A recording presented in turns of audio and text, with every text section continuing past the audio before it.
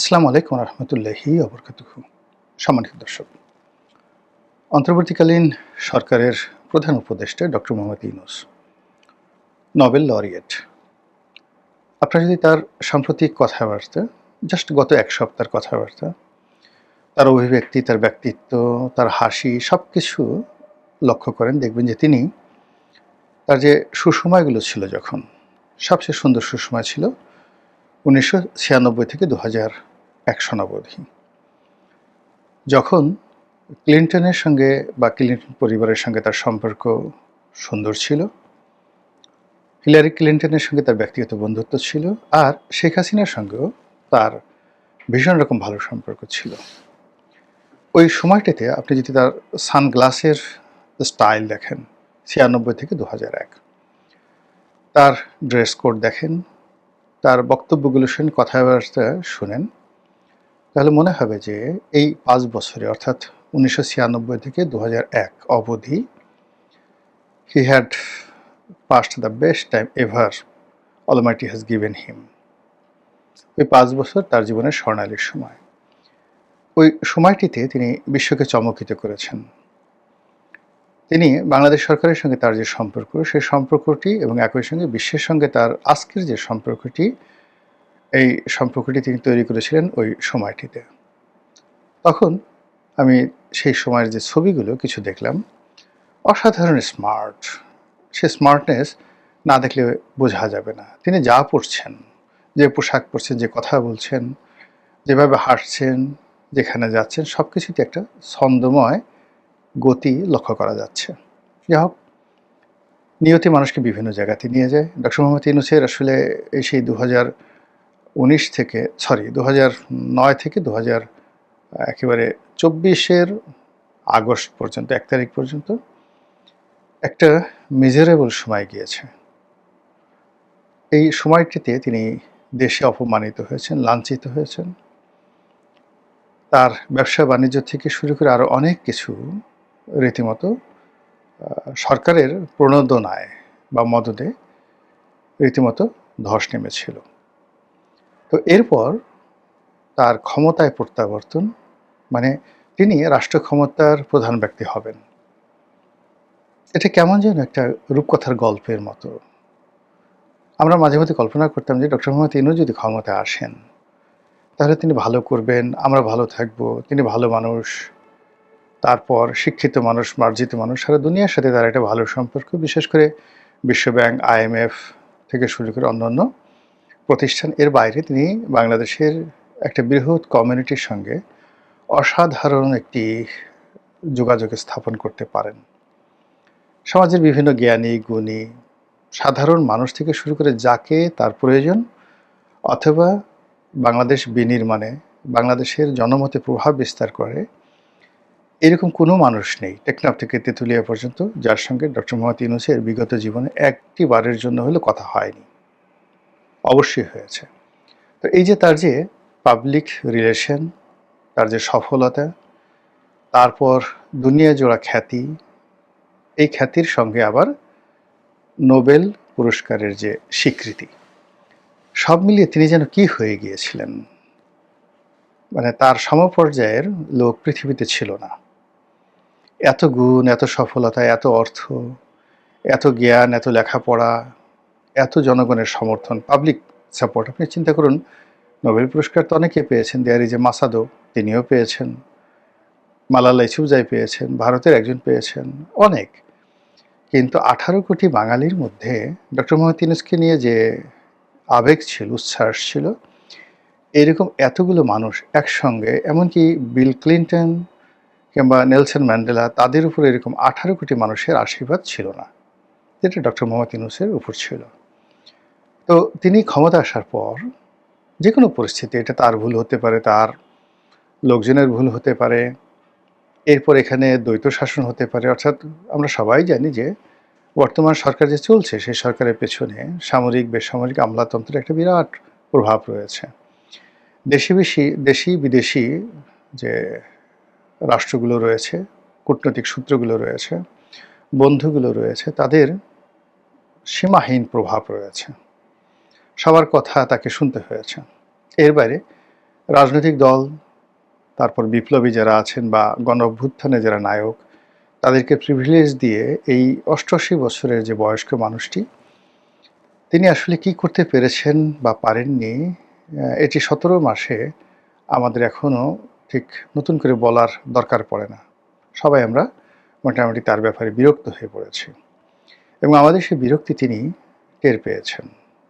টের পাওয়ার ফলে তার চেহারা, সুরত, অভিব্যক্তিতে আমরা অনবরত দেখেছি তিনি হতাশ থেকে হতাশ হয়েছেন।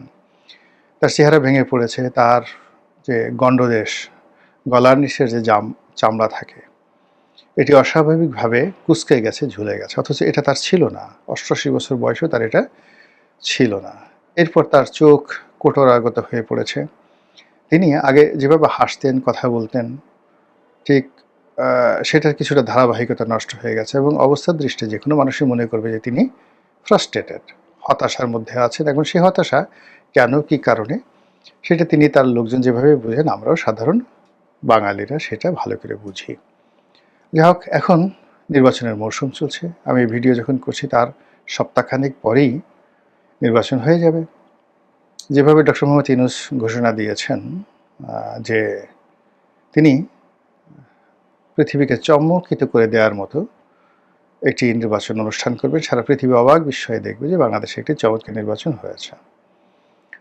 তার যারা পাত্রমিত্র রয়েছেন তাদেরও দাবি যে আমাদের স্যার মিথ্যা কথা বলেন না, কথা দিয়ে কথা রাখেন এবং তিনি নির্দিষ্ট সময় নির্বাচন দিয়ে তিনি ক্ষমতা থেকে চলে যাবেন।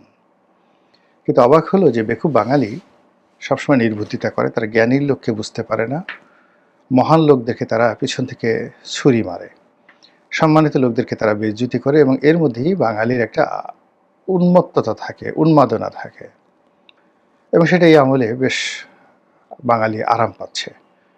বড় বড় মানুষকে মব সৃষ্টি করে মারধর করছে, কান মুলে দিচ্ছে, নাক ধরে টান দিচ্ছে, ঠোঁট ধরে টান দিচ্ছে, আরও অনেক গুপ্ত অঙ্গ সেখানে একটু আঙ্গুল দিয়ে তাদেরকে সুশ্রী দেওয়ার চেষ্টা করছে। বুড়া বুড়া মানুষ, ছেলে হোক মেয়ে হোক, ডাজ নট ম্যাটার, তাদের কোপানলে যারা পড়ছে সবাইকে এই কাজগুলো করছে এবং এটা যারা করছে তারা খুব মজা পাচ্ছে, আর যারা দেখছে বেশিরভাগ লোকে মজা পাচ্ছে, আর কিছু লোক যারা আছে নাকুচো, তারা হায় হায় কি হলো, ছি ছি, স্যা স্যা, এত অধঃপতনের দিকে সহ্য করা যায়, এই ধরনের কথাবার্তা বলছে, কিন্তু জিনিসটা বন্ধ হচ্ছে না।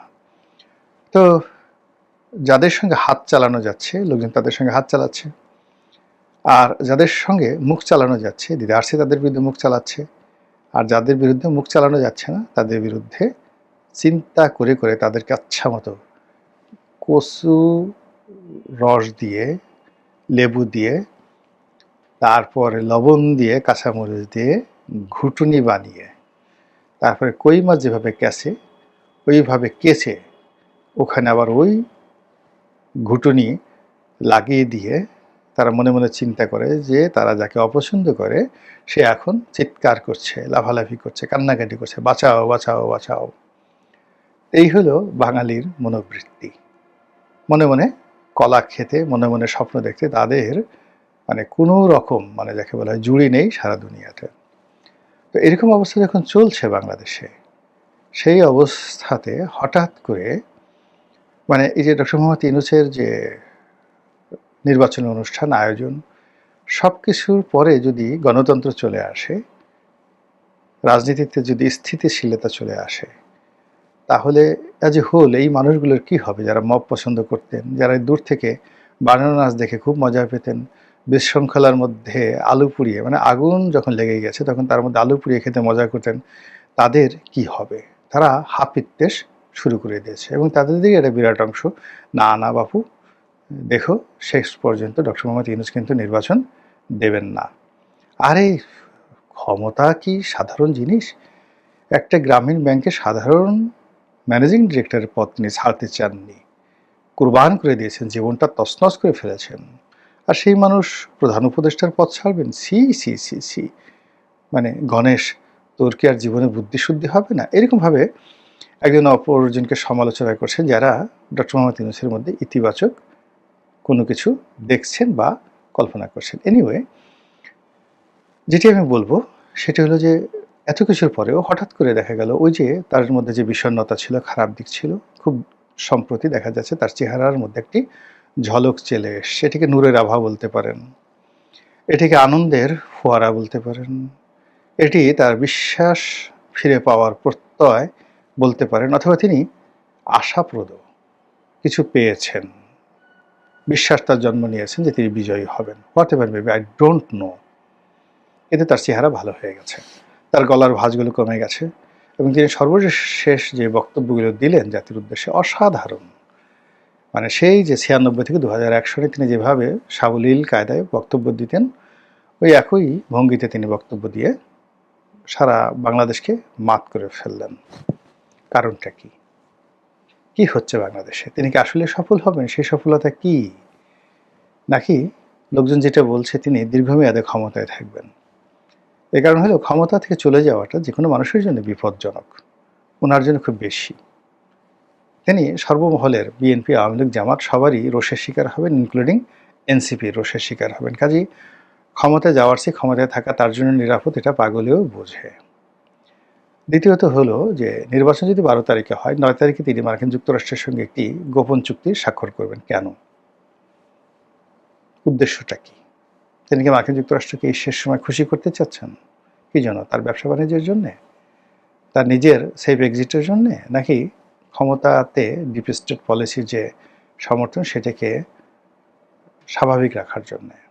নাকি অন্য কোনো কিছু? Whatever maybe, there are many question আছে।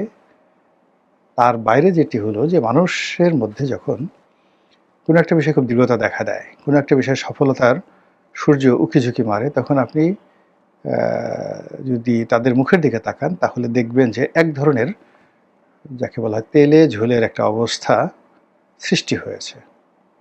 আর ঠিক সেই তেলে ঝোলের অবস্থা, অরুণোদয়ের সেই অগ্নিসাক্ষীর মতো অবস্থা ডক্টর মোহাম্মদ ইউনূসের মুখমণ্ডলে এই নির্বাচনে ৬-৭ দিন আগে আমরা দেখতে পাচ্ছি।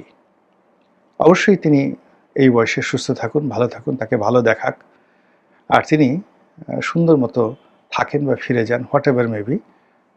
কারণ মানুষের মঙ্গল আমি কামনা করি, যে কোনো মানুষের অমঙ্গল কামনা করা আমার লক্ষণ নয়। মহান আল্লাহ আমাদের সবাইকে হেদায়েত দান করুন এবং হেফাজত করুন। আসসালামু আলাইকুম ওয়া রাহমাতুল্লাহি ওয়া বারাকাতুহু।